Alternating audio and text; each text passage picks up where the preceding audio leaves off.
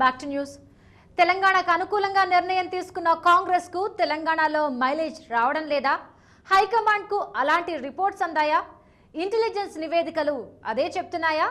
ఇవే ఇప్పుడు తెలంగాణ మంత్రులు సీరియస్ గా చర్చిస్తున్న అంశాలు. పరిస్థితులు చేయి దాటక ముందే మేల్కోవాలని దూకుడు పెంచిన తెలంగాణ కాంగ్రెస్ నేతలు ఊరుబాట పట్టనున్నారు. ఊరూరా కాంగ్రెస్ జెండా, ఇంటింటా సోనియా బొమ్మ. ఇది ప్రస్తుతం తెలంగాణ ప్రాంత కాంగ్రెస్ నేతల నినాదం. అతి త్వరలో కాంగ్రెస్ నేతలంతా గ్రామాలకు క్యూ కట్టనున్నారు. కాంగ్రెస్ పార్టీ వల్లనే తెలంగాణ సాధ్యమైందని, ప్రజలంతా తమను ఆదరించాలని, ఆదుకోవాలని కోరనున్నారు. 2 రోజుల క్రితం సీనియర్ మంత్రి గీతారెడ్డి ఇంట్లో సమావేశమైన తెలంగాణ ప్రాంత మంత్రులు, డీసీసీ అధ్యక్షుల సమావేశంలో ఇదే అంశంపై సుదీర్ఘంగా చర్చించారు. సోనియా గాంధీకి కృతజ్ఞతల పేరుతో ప్రజల మధ్యలోకి వెళ్లేందుకు కార్యాచరణ రూపొందిస్తున్నారు. సోనియా గాంధీ గారికి ఇంకా కూడా కృతజ్ఞత తెలిపే ఒక కార్యక్రమాల్ని ప్రతి జిల్లాలో తీసుకెళ్దామని చెప్పి కూడా కొన్ని అంశాలు, కొన్ని విషయాలు చర్చకు వచ్చాయి. తెలంగాణ ప్రజల కలలను సాకారం చేస్తూ తెలంగాణ రాష్ట్రాన్ని ఏర్పాటు చేస్తామంటూ సిడబ్ల్యూసీ నిర్ణయం తీసుకుంది. దేశవ్యాప్తంగా అనేక రాష్ట్రాల్లో ప్రత్యేక వాదనలున్నప్పటికీ యూపీఏ భాగస్వామ్యులను సైతం ఒక్కతాటి మీదకు తెచ్చి తెలంగాణ రాష్ట్ర ఏర్పాటుకు ఒప్పించారు. అయితే తెలంగాణ రాష్ట్ర ఏర్పాటు నిర్ణయం వల్ల కాంగ్రెస్ పార్టీకి ఈ ప్రాంతంలో ఊహించిన స్థాయిలో మైలేజ్ రాలేదని, పార్టీ పరిస్థితి మెరుగుపడలేదనే చర్చ సాగుతోంది. కాంగ్రెస్ హైకమాండ్ వద్ద కూడా ఇదే అంశం చర్చనీయాంశమైంది. ఇంటెలిజెన్స్ నివేదికలు సైతం ఇదే చెప్తున్నాయని సీఎం వర్గం ప్రచారం చేస్తుంది. సీమాంధ్ర నేతలకు ఇప్పుడు ఈ అంశం ప్రధాన ఆయుధంగా మారింది. తెలంగాణ ఏర్పాటు వల్ల 2 ప్రాంతాల్లో కాంగ్రెస్ నష్టపోతోందనే వాదన వినిపిస్తున్నారు. ఇంత పెద్ద నిర్ణయం తీసుకున్నప్పటికీ కాంగ్రెస్ పార్టీయే తెలంగాణ ఇచ్చిందని ఊరూరా వెళ్లి చెప్పుకోవాల్సిన పరిస్థితి రావటం దురదృష్టకరమంటున్నారు జగ్గారెడ్డి. అసలు తెలంగాణ నిజంగా ప్రజలు కోరుకున్న నిజమైతే రాష్ట్ర విభజన తెలంగాణ ప్రాంతంలో ప్రజలు నిజంగా అది వాస్తవం అయితే కాంగ్రెస్ పార్టీకి సంబంధించిన ఎమ్మెల్యేలందరినీ ఇళ్లలో కూర్చోబెట్టి 119 గెలిపించాలి సీట్లు, నిజంగా ప్రజలు అట్లా కోరుకుంటే.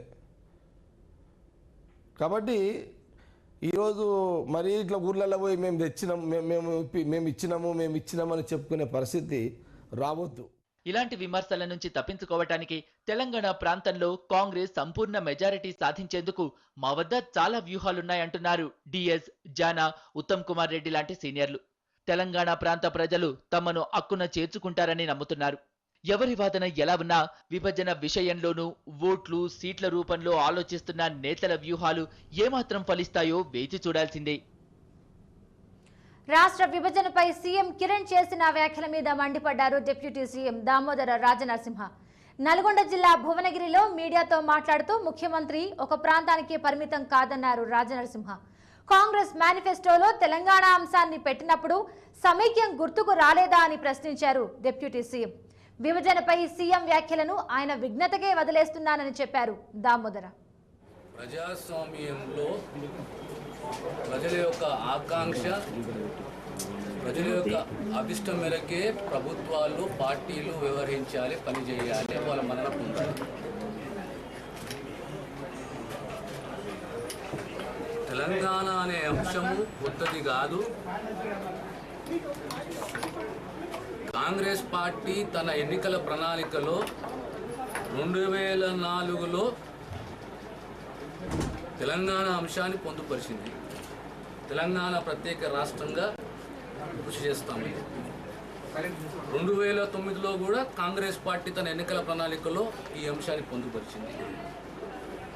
ప్రజలకు ఏదైతే మనం మాట ఇస్తామో, వాగ్దానం చేస్తామో, ఆ మాటని, ఆ వాగ్దానాన్ని నిలబెట్టుకునే సత్తా ఆ పార్టీకి ఉండాలి. ఒక నిర్ణయం తీసుకోకముందు ఒక ఎన్నికల ప్రణాళికలో ప్రజలకు ఇది మేము వాగ్దానం చేస్తున్నాము, వాగ్దానం చేయొచ్చా చేయకూడదు అనేది ఆ పార్టీ నాయకత్వం, నాయకులు ఆలోచన చేసుకోవాలి. 2004లో ఆనాడు కాంగ్రెస్ ఎన్నికల ప్రణాళికలో తెలంగాణ అంశాన్ని పొందుపరిచిన రోజు కూడా ముఖ్యమంత్రి గారు, ఈ రోజు ఉన్న ఉప ముఖ్యమంత్రిని కూడా కాంగ్రెస్ వాదులమే. ఆనాడు లేని అభ్యంతరం ఈనాడుకు ఎందుకు వచ్చింది అంటే ఆనాడు మనకు ఓట్లు కావాలి, ఈరోజు తెలంగాణ వద్దా? ఈ తెలంగాణ ప్రజలు కాదా? తెలంగాణ ప్రజలకు అభిష్టం లేదా? తెలంగాణ ప్రజలకు ఒక కోరిక లేదా? ఆనాడే రాజీనామా చేసి 2004 మేము తెలంగాణకు మేము వ్యతిరేకం ఉన్నాము, ఒకవేళ కాంగ్రెస్ పార్టీ తెలంగాణ అంశాన్ని తన ఎన్నికల ప్రణాళికలు కొంటూ వస్తే మేము పార్టీలో ఉండము, పార్టీకి పని చేయమని రాజీనామా చేసి ఉంది ఆ రోజు. ఒక ప్రాంతం ప్రజలు ఇంకో ప్రాంతం ప్రజలు కాదా? తెలంగాణ కానీ రాయలసీమనే కానీ ఆంధ్రనే కానీ అందరమే అన్నదమ్ములం. ఓ ప్రాంతాలుగా ఉన్నాము, ప్రాంతాలుగా విడిపోతున్నాము, రాష్ట్రాలు ఎదగాలనుకుంటున్నాం, అంతేగాని రాగద్వేషాలకు తావు లేదు. ప్రతి ఒక్కరు మన భారతీయులము. రాజ్యాంగం మన రక్షణిస్తుంది. హైదరాబాద్లో నివసించే ప్రతి ఒక్కరు హైదరాబాదీయే. హైదరాబాద్ తెలంగాణలోనే అంతర్భాగం.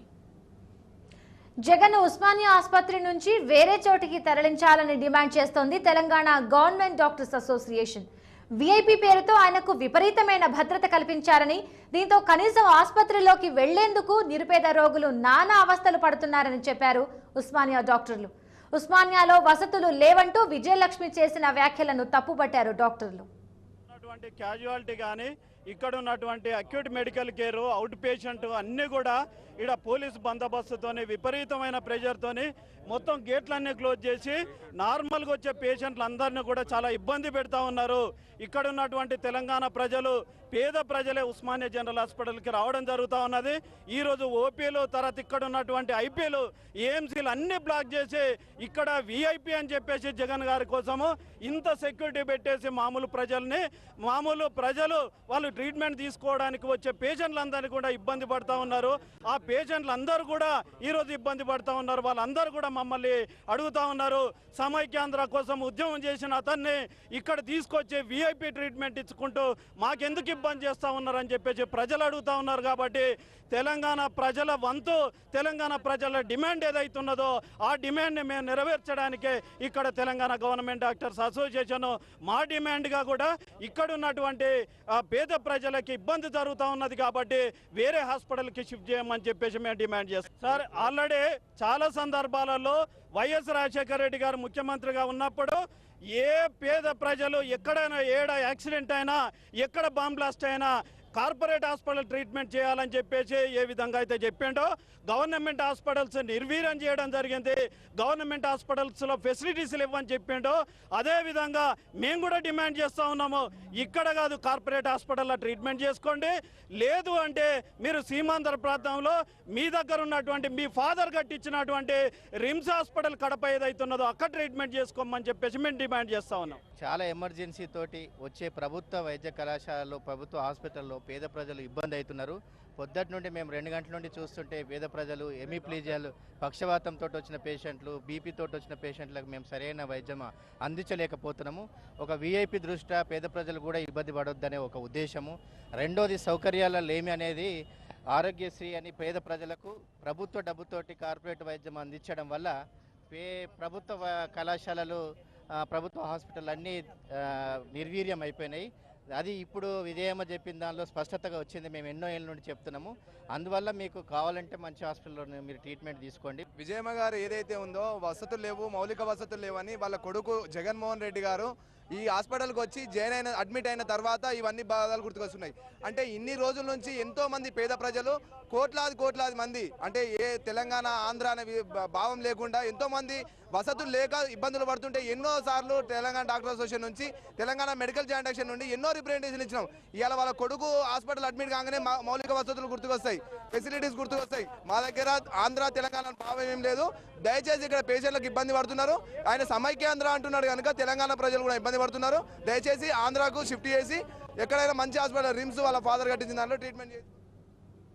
వర్షాకాలం, ఆపై భారీ వర్షాలు, ఎటు చూసినా వాగులు వంకలు పొంగి పొర్లుతున్నాయి. అయితే ఇందుకు భిన్నంగా ప్రముఖ పుణ్యక్షేత్రమైన కొండగట్టులో మాత్రం నీటికి కటకట ఏర్పడింది. అధికారుల తప్పిదంతో భక్తులు అవస్థలు పడుతున్నారు. సాక్షాత్తు దేవాదాయ శాఖ మంత్రి చివాట్లు పెట్టినా అధికారుల తీరులో మాత్రం మార్పు రావడం లేదు. కరీంనగర్ జిల్లాలోని కొండగట్టు ఆంజనేయ స్వామి ప్రముఖ పుణ్యక్షేత్రమిది. నిత్యం వేలాది మంది భక్తులతో రద్దీగా ఉండే ఈ ఆలయంలో అధికారుల నిర్లక్ష్యంతో భక్తులకు నీటి కష్టాలు తప్పడలేదు. ఇక్కడ కోనేరులో స్నానమాచరించిన తర్వాత దేవుణ్ణి దర్శించుకోవడం ఆనవాయితీ. అయితే ఎంతో ప్రాశస్త్యం ఉన్న కోనేరు ఇప్పుడు మురికి కూపంగా మారింది. నీటి కొరత వల్ల వారానికి ఒక్కసారి కూడా నీటిని శుభ్రం చేయకపోవడంతో కోనేరులో స్నానం చెయ్యాలంటేనే భక్తులు భయపడిపోతున్నారు. జిల్లాలో సమృద్ధిగా వర్షాలు పడ్డప్పటికీ కొండగట్టుపై వాటర్ సమస్యను పరిష్కరించడం లేదని భక్తులు ఆగ్రహిస్తున్నారు. కొంతమంది పుణ్య స్నానాలు ఆచరించకుండానే దర్శించుకుని వెళ్తున్నారు. ప్రతి సంవత్సరం లాగానే మరి కొండగట్టుకు రావడం జరుగుతూ ఉన్నది శ్రావణ మాసంలో. మరి ఇన్ని వర్షాలు పడ్డప్పుడు కూడా కొండగట్టు పుణ్యక్షేత్రమైనటువంటి కొండగట్టులో మరి వాటర్ సమస్య కూడా చాలా తీవ్రంగా ఉంది. మరి వర్షాలు పడ్డప్పుడు కూడా మరి తాగునీటి సమస్య కానివ్వండి, మరి మురికి నీటి సమస్య కానివ్వండి, బాగా ఇక్కడ వర్షాలు పడ్డ ఇక్కడ చూసుకుంటే ఎన్నో వాటర్ సమస్య లేకుండా కావచ్చు అనుకుంటా. కానీ ఇప్పటికి కూడా అప్పటి నుండి ఇప్పటిదాకా కొండగట్టులో వాటర్ సమస్య ఎప్పుడు కూడా ఇదే పరిస్థితి ఉంటుంది. కొండగట్టు వస్తున్నాం దర్శనానికి, మేము ఎప్పుడు వచ్చినా కూడా బాగా ప్రాబ్లమ్స్ అవుతున్నాయి. వాటర్ ప్రాబ్లమ్స్ ఉన్నాయి, ఎవరు అధికారులు పట్టించుకుంటలేరు. ఇక్కడ నీరు తాగునీరు కూడా బాగాలేదు. స్నానాలు చేద్దామన్నా నీళ్లు బాగా మురికిలు ఉన్నాయి, నీళ్లు కరెక్ట్ లేవు. అధికారులు అసలే పట్టించుకుంటలేరు. వర్షాలు కొట్టినా కూడా నీళ్లు లేవు, ఏం లేవు, పట్టించుకుంటలేరు అధికారులు. భక్తులకు కనీసం తాగునీటి సౌకర్యాన్ని కూడా ఏర్పాటు చేయలేకపోతున్నారు ఇక్కడి అధికారులు. 3 చోట్ల తాగునీటి కోసం పంపులు ఏర్పాటు చేసినప్పటికీ వాటిలో నీరు రావడం లేదు. దీంతో భక్తులు మినరల్ వాటర్ బాటిల్స్ పై ఆధారపడడంతో వాటి రేట్లు కూడా పెంచేస్తున్నారు. దీంతో ఆలయ అధికారుల తీరుపై మండిపడుతున్నారు. ఫెసిలిటీ చాలా తక్కువగా ఉందండి. డ్రింకింగ్ వాటర్ చాలా బాగాలేదు అసలు. People are facing so many problems. So I think they should do something to get them better water to drink. ఇక్కడికి వస్తే మాకు ఎంతో మంచి జరుగుద్దని అనుకొని ఇక్కడికి వచ్చినాం. కానీ ఇక్కడికి వస్తే చూస్తే ఇక్కడ మంచి నీరు లేదు, స్నానం చేయడానికి మురికి నీరు ఉంది, తాగడానికి వసతులు లేవు. ఇట్లా వాటర్ వరద కాలం నుంచి నీటిని సరఫరా చేయడానికి అధికారులు ప్రణాళిక రూపొందించినప్పటికీ ఇప్పటి వరకు కార్యరూపం దాల్చలేదు. గతంలో కొండగట్టుకొచ్చిన దేవాదాయ శాఖ మంత్రి సి రామచంద్రయ్య, ఎంపీ పొన్నం ప్రభాకర్, జిల్లా మంత్రి శ్రీధర్ బాబులు పరిస్థితిని సమీక్షించి ఆలయ అధికారులకు క్లాస్ పీకినా అధికారుల తీరులో మార్పు రాలేదు. ఫలితంగా మళ్లీ అదే సమస్య పునరావృతమైంది.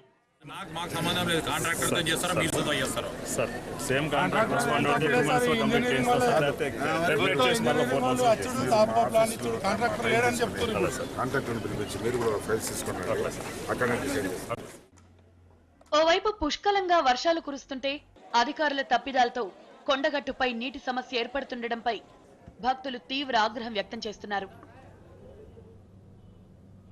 సినీ నటి అంజలి ఓ రాజకీయ నేతను పెళ్లి చేసుకుందంటూ తమిళనాడులో విస్తృతంగా ప్రచారం జరుగుతోంది. పిన్ని భారతి నుంచి విడిపోయి 3 నెలలుగా దూరంగా ఉంటోంది అంజలి. ప్రస్తుతం పలు చిత్రాల్లో నటిస్తున్న అంజలి పొలిటికల్ లీడర్ను రహస్యంగా పెళ్లి చేసుకుందన్న కథనాలు నిర్మాతలను కలవరపెడుతున్నాయి. షూటింగ్లకు బ్రేక్ పడుతుందో ఏమోనని భయపడుతున్నారు. తాను పెళ్లి చేసుకున్నట్లు వస్తున్న కథనాలను అంజలి కొట్టిపారేసింది. తాను ఏ రాజకీయ నాయకుడిని వివాహం చేసుకోలేదని స్పష్టం చేస్తూ మీడియా సంస్థలకు మెయిల్ కూడా పంపింది.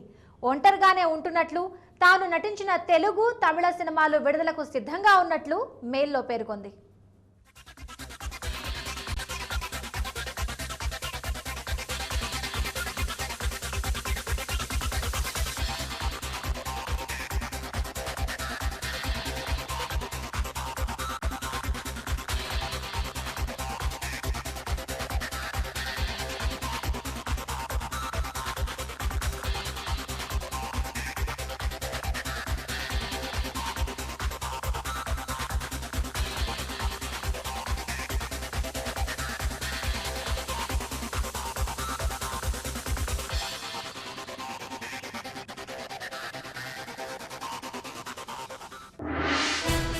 కిరణ్ వ్యాఖ్యలపై దామోదర ఆగ్రహం.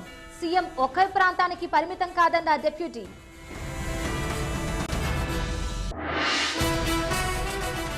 ఉస్మానియాలో రోగుల ఇక్కట్లు, జగన్ను వేరే చోటికి తరలించాలని డిమాండ్.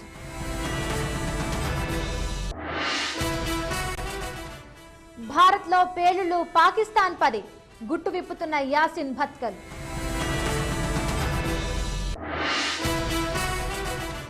జమ్మూ కాశ్మీర్లో ఉగ్రవాదుల దాడులు, 5 చొరబాటుదారుల హతం.